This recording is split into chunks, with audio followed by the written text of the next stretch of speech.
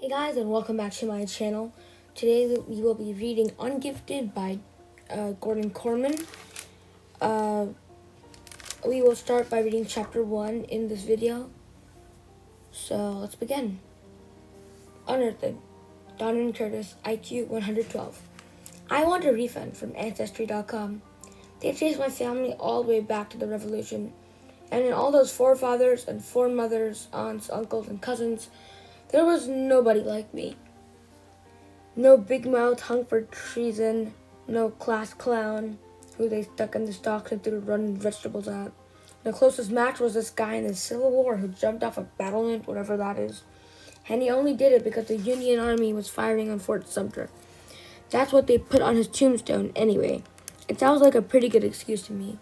I did things like that. If there are any battlements in my neighborhood, I'd probably jump off them all. And not because of any army. I do it just to see what would happen.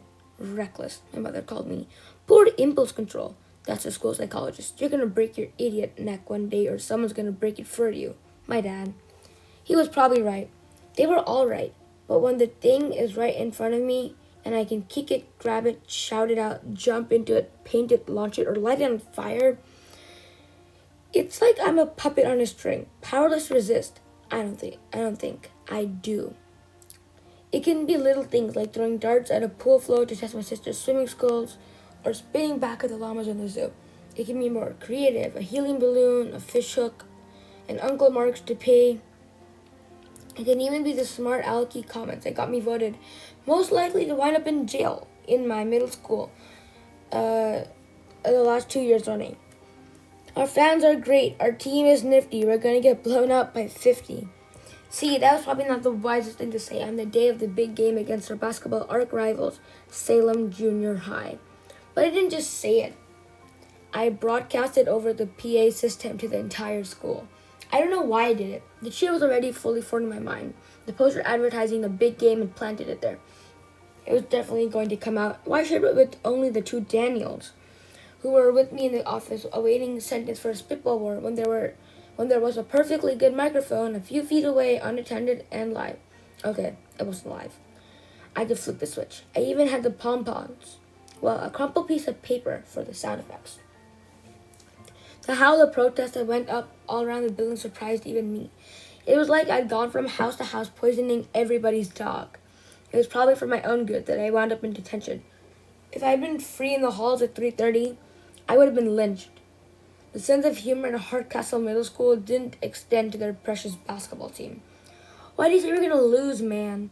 Asked Whelan Kaiser, starting center, peering down at the top of my head from a 6'4" vantage. Why? There was no logical reason for what I did. It had to come from my DNA. That's why I needed Ancestry.com. I was the only kid in detention that afternoon. All crimes had been forgiven in order to pad the audience for the big game against Salem, which had to have already started. All crimes except mine, dissing the basketball team. Even the Daniels. 2/3 of the spitball war had been cut loose while I was doing time. The Daniels weren't at the game. I knew this because they were skulking in the bushes outside the detention room, making grotesque faces at me through the window. If they could make me laugh and it wasn't easy to hold back, I'd be in even more trouble. As it was, Mr. Fender was checking his watch every 30 seconds. He wanted to be at the game, not babysitting me. Finally, he could bear it no longer. I'll be right back, he told me sternly. The instant he was gone, the window was flung open from the outside. Come on, hissed Daniel Sanderson. Let's get out of here. He's coming back, I protested. No, he's not, scoffed the other Daniel Nussbaum. He's going to the office to watch the feed from the security camera at the gym. You've only got 10 more minutes. If he's any kind of basketball fan, you're golden. I was out the window like a shot, breathing sweet, free air. See what I'm saying? The open road called, and I took it. This time I need a little help. That's where the Daniels came in. They helped me a lot. They helped me to the office without a spitball fight and helped me to the PA mic by daring me to do it. With friends like them, sometimes I wonder why I would ever need enemies. I turned on them. Thanks for letting me take the fall alone. Your support was really touching. Nussbaum shrugged innocently. I couldn't take credit for your poem. It wasn't a poem, it just happened to rhyme. I've been meaning to talk to you about that, Sanderson put in. Don't you think that's kind of dorky? I mean, who rhymes anymore? Nobody, he conceded, except the entire hip-hop community. I bounced a pint gun off his head, which only made him grin wider. We were at the top of the hill. Looking down in the gym, you showed Hardcastle High. The parking lot was jam-packed. A roaring cheer spilled out of the building. Man, you couldn't fit a Hot Wheels car in there, Nussbaum explained, taking in the crowded lot. Salem versus Hardcastle is the place to be. Let's go check out the score, said Sanderson. We can see if our nifty team will lose by 50. Yeah, Donovan, nice school spirit, Nussbaum added like he had any. We started down, the Daniels jostling each other absently. A kind of friendly belligerence came naturally to those two. Maybe they were descended from the Hatfield and the McCoys. I'll bet the Daniels had never tucked it out on Ancestry.com. And then the moment was upon me. I must have passed the statue of Atlas 1,000 times, going back and forth on the campus of Hardcastle Public Schools. Yet somehow it was like I'd never seen it before. It was not the Titan's broad, powerful shoulders supporting the bronze globe of the world and heaven that seemed so different. But since when did Atlas have such a big butt?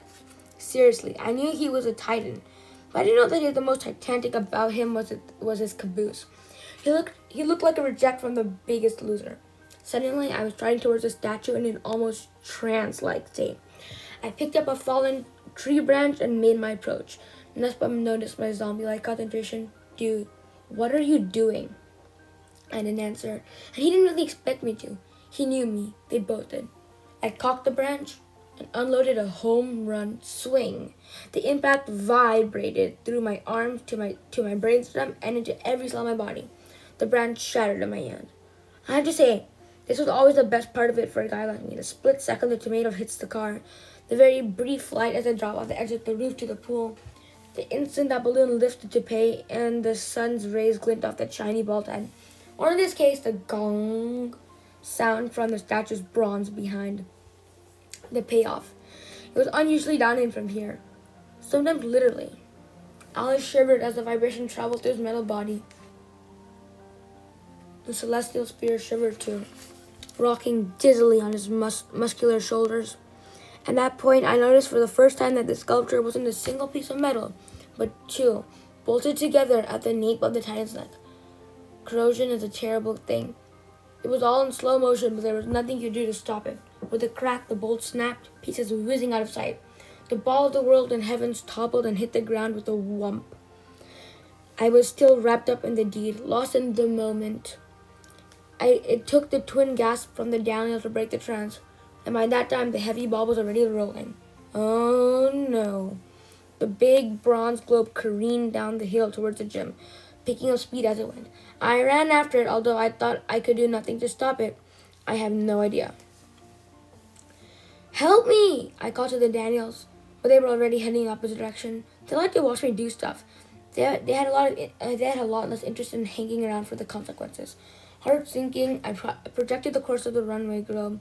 The prognosis was not good. It was hurtling straight for the parking lot, where a lot of innocent cars were waiting to get bashed in. Desperately, I threw myself headfirst at the juggernaut. When my shoulder struck the heavy metal, it felt like running into a brick wall. If it changed direction at all, it was about a millionth of an inch. Flat on my face now, all I could do was watch. The globe screamed down towards all the expensive machinery, bounced off an upturned curbstone, and carromed towards the building. The cars were safe, but the world and heavens were now a collision course with a basketball kick. It pulverized the glass doors, sending up a blizzard of shards that obscured the entrance. I heard a very sharp whistle blast, like the referee was calling a foul on Atlas, or possibly me. There was another relative in Ancestry.com. He wasn't very much like me. I doubt I would have remembered him at all, except for his name, James Donovan. I wonder if I was named after him, although my mother claims she never heard of the guy. He immigrated from Ireland in 1912, which would have been fine, except that the ship he picked was think Atlas here, the Titanic. As decision markers, he and I were pretty much on the same level. But get this, he didn't die. He was plucked from the freezing water alive. James Donovan was a survivor. If I'd inherited any of those skills, I had a sinking feeling that they were about to come in handy. Stay tuned for the next video, which will be Unidentified, Dr. Sculch, IQ 127. See you in the next video.